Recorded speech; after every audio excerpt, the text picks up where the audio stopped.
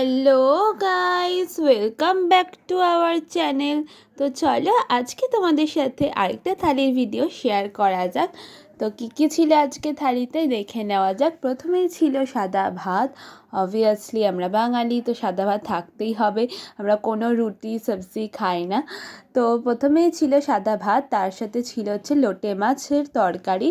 তো একদম মাখা মাখা করে লোটে মাছের তরকারি, টমেটো পেঁয়াজ কাঁচা লঙ্কা দিয়ে।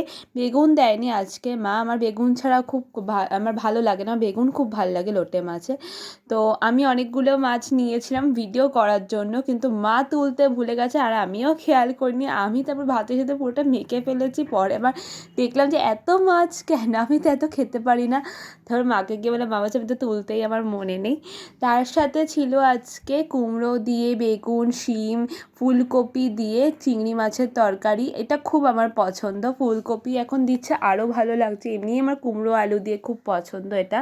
মা খুব ঝাল ঝাল করে মাখা মাখা করে, আমার খুব ভাল লাগে চিংড়ি মাছের তরকারি। এবার চিংড়ি মাছ মা অর্ধেক ভাজায় রেখে দেয়, আমরা ভাজা খেতে খুব পছন্দ করি। তো এগুলো হচ্ছে ছোটো চিংড়ি, আমি শুনেছি এগুলোকে কুচো চিংড়িও মনে হয় বলা হয়।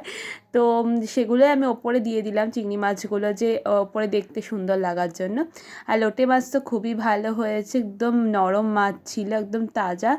তো কেমন লাগলো ভিডিওটা অবশ্যই বলো। Thanks for watching.